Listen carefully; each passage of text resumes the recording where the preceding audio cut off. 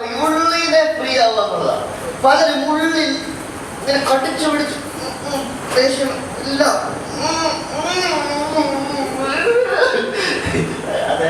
Constipation എന്നാ പറയുന്നത്. Hallelujah. ഇങ്ങനെ അടക്കി വെക്കാനുള്ളതല്ല നിങ്ങളുടെ ജീവിതം. ആമേൻ. നിങ്ങളുടെ ബലഹീനതയിൽ സന്തോഷിക്കുക.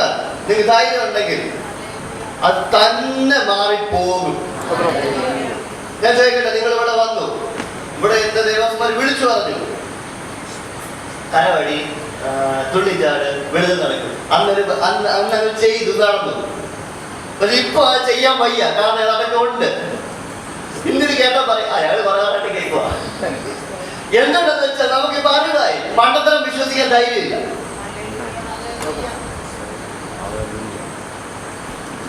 നമുക്കിപ്പോ കരവടിച്ചോണ്ടാണ് ഇപ്പൊ അനുഗ്രഹം. കരവടിച്ചില്ലല്ലോ അനുഗ്രഹം നടക്കത്തില്ല. പാട്ട് പാടിയില്ല ദൈവത്തിന് ചെയ്യാൻ പറ്റത്തില്ല, ഇല്ലേ? ബൈബിള് വായിച്ചില്ലെങ്കിൽ യേശുവിന് അത്ഭുതം ചെയ്യാൻ പറ്റത്തില്ല.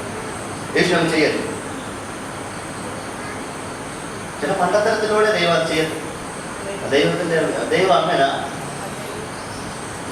ആമേൻ.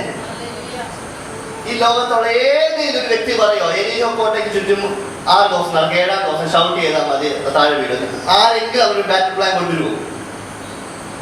ഈ ലോകത്തുള്ള ഏറ്റവും വലിയ കമാൻഡർ അങ്ങനെ ഒരു ബാറ്ററി പ്ലാൻ കൊണ്ടുവരുമെന്ന് നിങ്ങൾക്ക് തോന്നുന്നുണ്ടോ? ദൈവം അല്ല ആരെയും അവർ പറയുമോ? അത് വിശ്വസിക്കാൻ കുറെ എണ്ണം ഉണ്ടായിരുന്നു. ചുറ്റിലും നടക്കുക, 6 ദിവസം ഒന്നും കണ്ടില്ല, ചുറ്റും നടക്കുക. ദൈവം ഒറ്റ വാക്ക് മിണ്ടിയത്.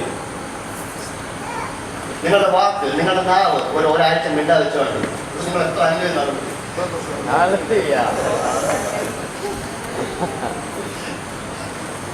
നിങ്ങൾ പറഞ്ഞു വിടുന്ന നെഗറ്റീവ് കൈ കിടക്ക് വീട്ടിൽ. അപ്പൊ ഇവർ 6 ദിവസം ചുറ്റും നടക്കുക. ഒരു കൂടുതൽ സംശയം ഉണ്ടായിരുന്നായിരിക്കാം. പക്ഷെ ഞാൻ ചോദിക്കട്ടെ, അതൊക്കെ എങ്ങനെ നടന്നേ? ദൈവം നല്ലതങ്ങ് വീഴ്ചാ പോരായിരുന്നോ? ദൈവത്തിന് വിശ്വസിക്കുന്ന ഒരു കൂട്ടത്തെ ആവശ്യമുണ്ട്. ആമേൻ. ഞാൻ വിശ്വസിക്കുന്നില്ല അവര് ദൈവം ആദ്യം ചെങ്കടലിൽ പിളർന്നു, അത് കഴിഞ്ഞിട്ട് അവർ നടന്നു.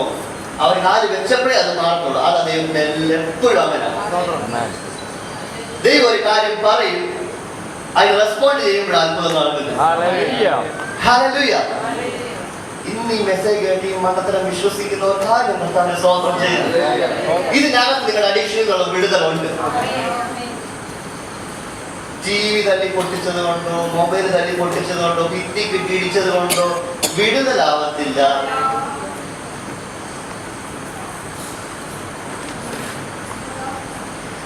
അപ്പോഴും യേശു നിങ്ങളെ സ്നേഹിക്കുന്ന ഒരു അറിവുണ്ടെങ്കിൽ,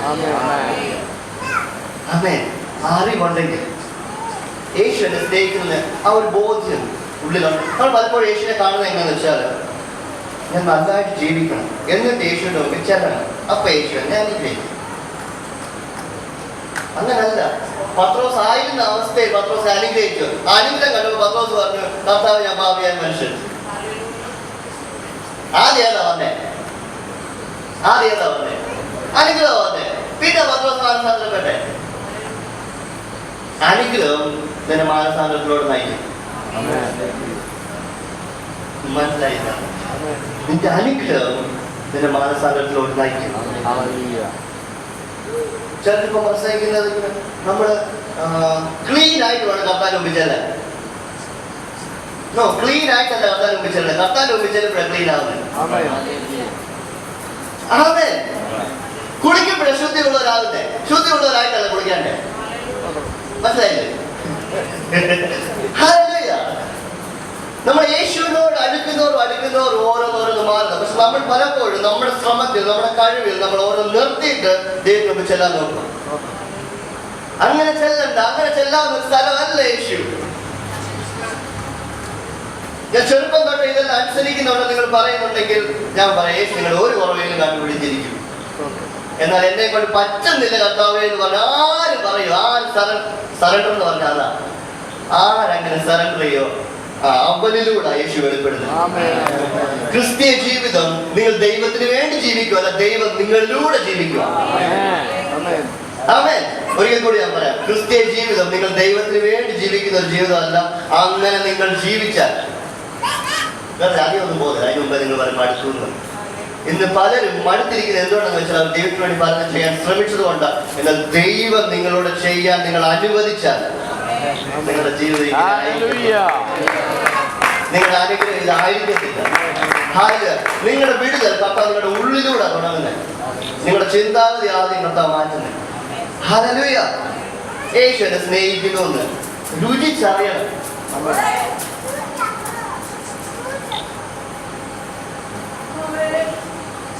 നമുക്ക് പലപ്പോഴും നമ്മുടെ മറ്റുള്ളവരുടെ മുമ്പിൽ നമ്മുടെ നല്ല വശം കാണിക്കാനാണ് ഇഷ്ടം. നമ്മുടെ മോശമായ ഒരു വശമുണ്ട്, അത് നമ്മൾ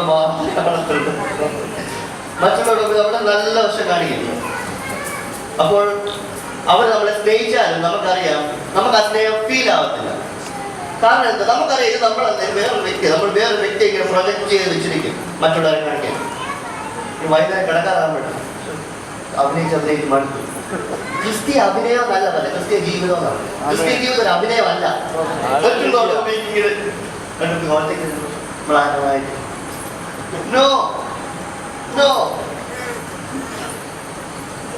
നിങ്ങൾക്ക് സന്തോഷിക്കാൻ തന്നെ ഇവിടെ പറ്റുന്നുണ്ടെങ്കിൽ നിങ്ങൾക്ക് ഒന്നും മനസ്സിലായിട്ടില്ല. ഇവിടെ ഇറങ്ങിയാൽ സന്തോഷിക്കാൻ കഴിയുന്ന മക്കൾക്കായി അവർക്കൊക്കെ മനസ്സിലായി.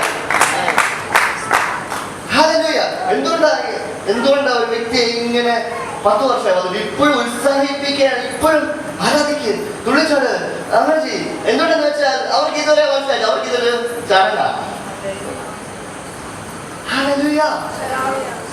യേശുവിനെ മനസ്സിലായ ഒരു വ്യക്തിക്ക് സന്തോഷിക്കാൻ വേറെ കാരണം വേണ്ട, അതിന് ധാരാളമാണ്. യേശുവിൽ ക്രിസ്തുവിൽ സന്തോഷിക്കാനാ പൗലോസ് പറഞ്ഞത്. സാഹചര്യം നമ്മൾ സന്തോഷിക്കാനാണ് പറഞ്ഞത്. നോ, ക്രിസ്തുവിനെ സന്തോഷിക്കണ്ടേ. അവരെന്നോട് ഒരു സ്നേഹമില്ല, അതിന് യേശുവിനെ സ്നേഹിക്കുന്നില്ല. യേശു സ്നേഹിക്കുന്നുണ്ട്, എന്നാലും അവരുടെ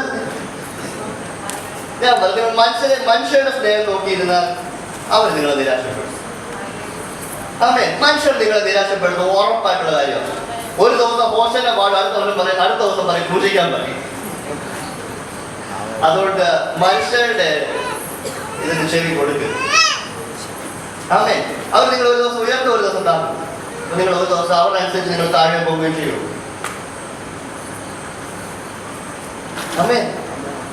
ഹല്ലേലൂയ.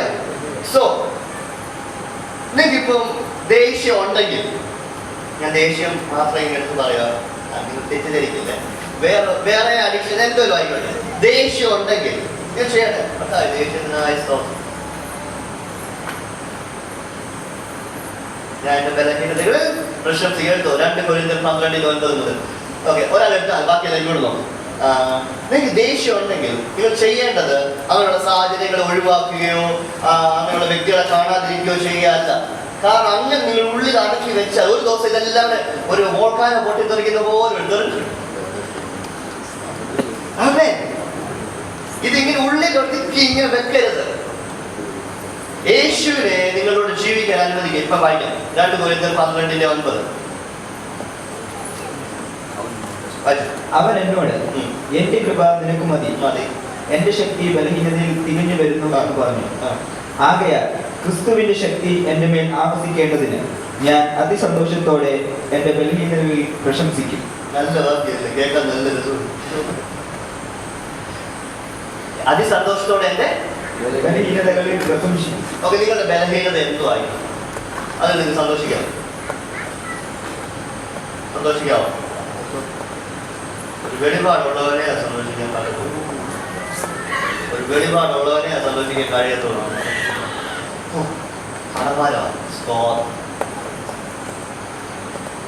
നല്ല ദേഷ്യമുണ്ടോ ഈയിടെ? കർത്താവിനെ സ്തുതിക്കുക. ഈയിടെ ആരെ കണ്ടത് എനിക്ക് ഐശ്വര്യം വരുക. കർത്താവിനെ സ്തുതിക്കുക. ഈയിടെ ആരാധിക്കാനേ പറ്റുന്നില്ല. നിങ്ങളെന്നെ പറഞ്ഞു പോയിക്കോ. ആ നിമിഷം നിങ്ങൾക്ക് സന്തോഷിക്കാൻ കഴിയും. ഞാൻ പറയട്ടെ, ഞാൻ ചോദിക്കട്ടെ, നമ്മൾ സന്തോഷിക്കാൻ കാരണമൊക്കെ വീടായി സന്തോഷിക്കാം. ഈ വാക്യം വായിക്കുമ്പോൾ സന്തോഷിക്കാൻ ഒരു കാരണമില്ലാതെ സന്തോഷിക്കാൻ കാരണങ്ങൾ കണ്ടെത്തി ശ്രമിക്കും. ബലഹീനത, പട്ടിണി, കയ്യേറ്റം, ഞെരുക്കം, അയ്യോ എത്ര സന്തോഷം, എത്ര ഉറപ്പാ. നമ്മൾ സന്തോഷിക്കുന്ന രീതിയിലല്ല പൗലോസ് സന്തോഷിക്കുന്നത്. നമ്മൾ സന്തോഷിക്കുന്ന ഒരു കാര്യത്തിലുള്ള പൗലോസ് സന്തോഷിക്കുന്നത്. എന്തെങ്കിലും ഉണ്ടല്ല പൗലോസിന്റെ സന്തോഷം. തന്റെ ബലഹീനതയാ പൗലോസിന്റെ സന്തോഷം. ആമേൻ. ഈ പ്രശ്നം കേൾക്കുമ്പോൾ ഉറക്കം വരും. സ്തുതിക്കുന്നത്. അതുകൊണ്ട് ഞാൻ ക്രിസ്തുവിന് വേണ്ടി ബലഹീനത, കയ്യേറ്റം, ബുദ്ധിമുട്ട്, ഉപദ്രവം, ഞെരുക്കം എന്നിവ സഹിപ്പാൻ ഇഷ്ടപ്പെടുന്നു. ബലഹീനനായിരിക്കുമ്പോൾ തന്നെ ഇഷ്ടപ്പെടുന്നു. ഇതൊക്കെയാണ് എന്റെ ഇഷ്ടം. പൗലോസ് പറയുക, നമ്മള് വലിയ അപ്പോസ്തലനായിട്ട് കരുതുന്ന പൗലോസ് പറയുക, എന്റെ സന്തോഷം ഇതൊക്കെയാണ്. ബലഹീനത, ഞെരുക്കം, കയ്യേറ്റം, ബുദ്ധിമുട്ടുള്ളതായിട്ടുണ്ട് ഇവിടെ. അയ്യോ സന്തോഷിക്കാൻ കാരണം ഞാൻ പറഞ്ഞില്ല, സിമ്പിളാ മെസ്സേജ്. കാരണം നിങ്ങൾക്ക് ഇവിടെ ഇരിക്കുന്ന എല്ലാവർക്കും ബുദ്ധിമുട്ടുണ്ടെന്ന് എനിക്കറിയാം. സിമ്പിളാ മെസ്സേജ്, വിശ്വസിക്കാൻ പാടാ. ഒരു ബ്രദറിനോട് സംസാരിക്കുക. ബ്രദർ പറയുകയാണ്, ബ്രദറെ എനിക്ക് നമുക്ക് ചെയ്യാൻ വളരെ എളുപ്പമാണ്, വിശ്വസിക്കാനോ പ്രയാസം. യേശു പറഞ്ഞത് വിശ്വസിക്കാൻ മാത്രം ചെയ്യാം. വിശ്വസിക്കാൻ മാത്രം. നമുക്ക് വിശ്വസിക്കാൻ പ്രയാസവും ചെയ്യാൻ നമുക്ക് ഭയങ്കര താല്പര്യം. നമ്മൾ വിഷയത്തിന് മുമ്പിൽ നിൽക്കുമ്പോൾ നമ്മൾ ആരും ചോദിക്കുന്നത് എന്തോ ചോദ്യം അറിയോ? ഞാൻ എന്തോ ചെയ്യും. നമ്മൾ ആരും ചോദിക്കത്തില്ല യേശു എന്ത് ചെയ്തു. ആ ചോദ്യം ചോദിച്ചാലാണ് വിശ്വാസം. ഞാൻ എന്ത് ചെയ്യണമെന്ന് തീരുമാനിച്ചാൽ ചെയ്താണ് പോകും. വിശ്വാസം ഒന്നും ഉണ്ടാകത്തില്ല. എന്റെ വിശ്വാസം അവന്റെ പ്രവൃത്തിയിലായിരിക്കണം, എന്റെ പ്രവൃത്തിയിലായിരിക്കരുത്. എല്ലാവരും മനസ്സിലാവുന്നു. സോ ഇന്ന് നിങ്ങൾക്ക് ഈ പറഞ്ഞ കാര്യം എന്തെങ്കിലും ഉണ്ടെങ്കിൽ നിങ്ങൾ സന്തോഷിക്കും. എനിക്ക് സന്തോഷിക്കാൻ ഒരു കാരണമില്ല. ഇതിൽ ഏതെങ്കിലും ഒരു കാരണമുണ്ടോ? എനിക്ക് വീടില്ല, നല്ല കാര്യം. എനിക്ക് പട്ടിണിയാ, നല്ല കാര്യം. എനിക്ക് വിദ്യാഭ്യാസമില്ല, നല്ല കാര്യം. ഞാൻ ചോദിക്കട്ടെ, നിങ്ങൾക്ക് കുട്ടികളോട് ഇരിക്കുക, സ്റ്റുഡൻസിനോട് ഇരിക്കുക, നിങ്ങൾക്ക് ഏറ്റവും നന്നായി അറിയുന്ന ഒരു വിഷയത്തിന് വേണ്ടി നിങ്ങൾ അതിന് വേണ്ടി പ്രിപ്പയർ ചെയ്യുക. നാളെ എക്സാമാണ്, അതിന് വേണ്ടി പ്രാർത്ഥിക്കുന്ന പോലെ ആയിരിക്കുമോ? ഒന്നും അറിയത്തില്ല, നാളെ എക്സാമാണ്, അതാണ് പ്രാർത്ഥിക്കുന്നത്. ഞാൻ ചോദിച്ചാൽ മനസ്സിലായില്ലേ? എല്ലാം അറിയാവുന്നൊരു വിഷയം, നാളെ എക്സാമാണ്, നിങ്ങൾ അതിനായിരിക്കും പ്രാർത്ഥിക്കുന്നത്. സഹായിച്ചേക്കും. പക്ഷെ ഒന്നും അറിയത്തില്ല, നാളെ എക്സാം, നിങ്ങൾ എങ്ങനെ പ്രാർത്ഥിക്കും? എനിക്കൊന്നും അറിയത്തില്ല. ആ വ്രതത്തെ വിളിക്കുന്നു, ഈ വ്രതത്തെ വിളിക്കുന്നു, സമാധാനമില്ല, പ്രാർത്ഥിക്കോ? നിങ്ങൾ ഏറ്റവും കൂടുതൽ മാർക്ക് വായിക്കുന്നതായിരിക്കും അതറിയോ? ഒന്നും അറിയത്തില്ല. ആമേൻ. നമ്മുടെ കഴിവ് നമുക്ക് വളരെ ബുദ്ധിമുട്ടാവുന്ന സാധ്യതയുണ്ട്. നിങ്ങൾക്ക് പ്രസംഗിക്കാൻ നല്ലതായിട്ട് അറിയാം, ബുദ്ധിമുട്ടേ. നിങ്ങൾക്ക് 10 പേർ മുമ്പിൽ നിൽക്കാൻ ഇപ്പോഴും നാണമാണ്.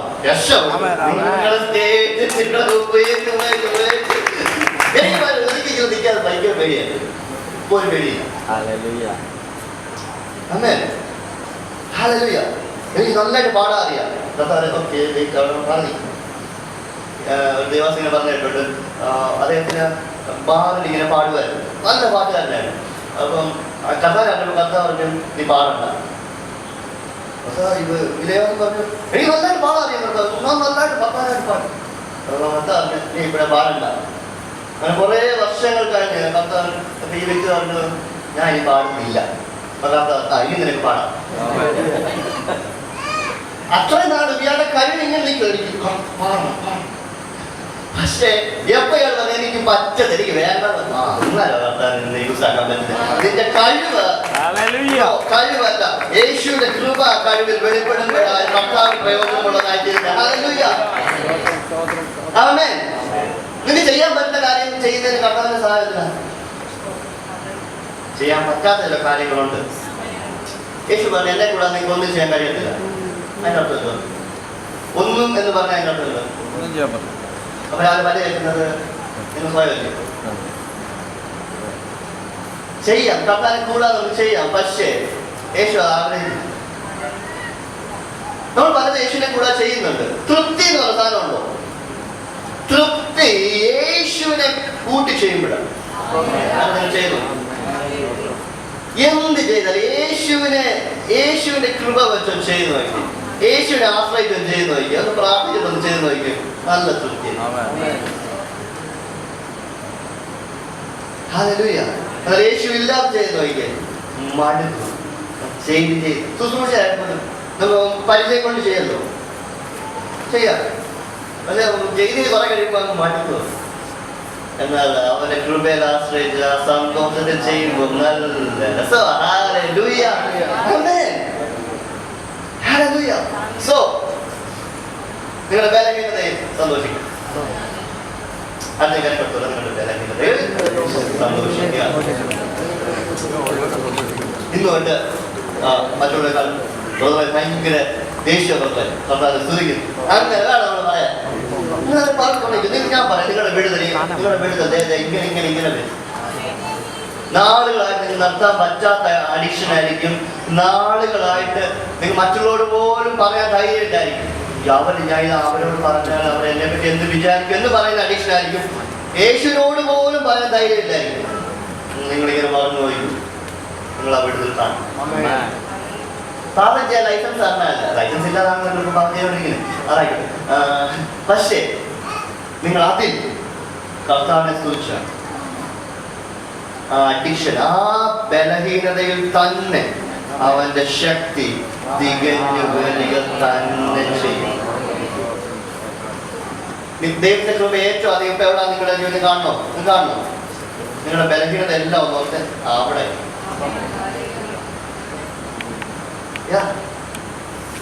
ദൈവത്തിന്റെ കൃപ ഇപ്പൊ ഏറ്റവും അധികമായി എവിടെയിരിക്കുന്നത് ചോദിച്ചാൽ നിങ്ങളുടെ ഏറ്റവും വലിയ ബലഹീനതയുടെ പുറത്ത് ഏറ്റവും വലിയ കൃപ എത്തും. സാമ്പത്തിക ബുദ്ധിമുട്ടാണ്, അവിടെ തന്നെ അത് റിസീവ് ചെയ്യുന്ന മക്കൾക്കായി ഞാൻ കർത്താവിനെ സ്തോത്രം ചെയ്യുന്നു. വിശാരി പറഞ്ഞ പോസ്റ്റ് വിശ്വസിക്കാതെ ആ കൃപ സ്വീകരിക്കുന്ന മക്കൾക്കായി ഞാൻ കർത്താവിനെ സ്തുതിക്കുന്നു. ആമേൻ. യേശുവിനെ കൊല്ലാൻ വേണ്ടി ഒരിക്കൽ അതേ ക്രൂശിലൂടെ തന്നെ മാനവജാതിയുടെ മുഴുവൻ വിടുതലും ദൈവം ഒരുക്കി. മനുഷ്യർ അങ്ങനെ ഒരുക്കി, ദൈവം ഇങ്ങനെ ഒരുക്കി. വിശാൽ ഒരു ആയുധം നിങ്ങൾക്ക് പ്രയോഗിക്കുമ്പോൾ ഞാൻ പറയാം, അതിനകത്തന്നെ ദൈവം നിങ്ങൾക്ക് വേണ്ടിയുള്ള വിടുതൽ വെച്ചിട്ടുണ്ട്. ഉണ്ട് അങ്ങനെ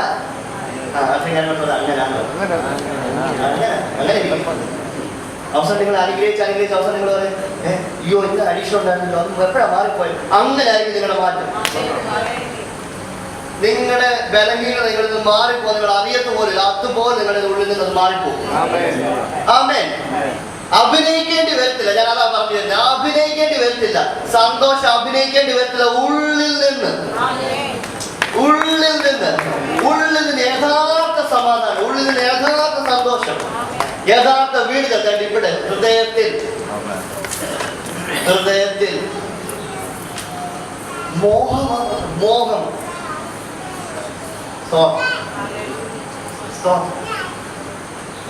ഞാൻ ഇതൊന്നും കണ്ട് ദുഃഖിക്കാൻ പോകുന്നു. ഇത് ഞാൻ കണ്ടാൽ സന്തോഷിക്കും. ബലഹീനതയിൽ അവന്റെ ശക്തി തികഞ്ഞു വരും പറയാനായിട്ട്, തികഞ്ഞു വരും പറയാനായിട്ടുള്ളത്. തികഞ്ഞു വരും. ഹല്ലേലൂയ. ആ തികവ നിങ്ങളുടെ വിടുതൽ. ആമേൻ. കൺഫ്യൂഷനായി എന്ത് ചെയ്യണമെന്ന് ഇപ്പോൾ ഒരു പിടി കിട്ടുന്നില്ല. ഒന്നും കിട്ടരുത്. എത്ര മനസ്സിലാക്കിയാൽ മതി നിങ്ങളുടെ ബലഹീനതയിൽ അവരുടെ ശക്തി. പഴനിമ എന്ന് പറയുന്നത് ചോദിച്ചാൽ, നീ കൊല ചെയ്യരുത്, നീ വ്യഭിചാരം ചെയ്യരുത്, നീ മോഷ്ടിക്കരുത്, എല്ലാം നീ ചെയ്യരുത്. അവിടെ ഇന്ന് പ്രാർത്ഥിക്കാൻ പറയുന്നത് കാരണം നീ ചെയ്യരുത്, അത്രേ ഉള്ളൂ. എന്റെ സഹായം ചോദിക്കണം, നീ ചെയ്യരുത്. പുതിയ നിയമത്തിൽ അവർ പ്രാർത്ഥിക്കില്ല. കാരണം എന്തുവാ? നമുക്ക് വേറെ സഹായമില്ല. എനിക്കറിയാം എന്നെ കൊണ്ട് പറ്റത്തില്ലെന്ന്. എന്നെ കൊണ്ട് പറ്റത്തില്ലെന്ന് എന്ന് മനസ്സിലാക്കുന്നത് നിങ്ങളുടെ വിടുതൽ അവിടെ തുടങ്ങി. യഥാർത്ഥ വിടുതൽ തുടങ്ങുന്നത് എന്നെ കൊണ്ട് പറ്റും എന്നുള്ള അപ്പോഴല്ല, എന്നെ കൊണ്ട് പറ്റത്തില്ല എന്ന് എപ്പോ മനസ്സിലാവുന്നു നിങ്ങളുടെ വിടുതൽ അവിടെ. ആമേൻ. ഹല്ലേലൂയ. എന്നെ കൊണ്ട് പറ്റത്തില്ല. അവിടെ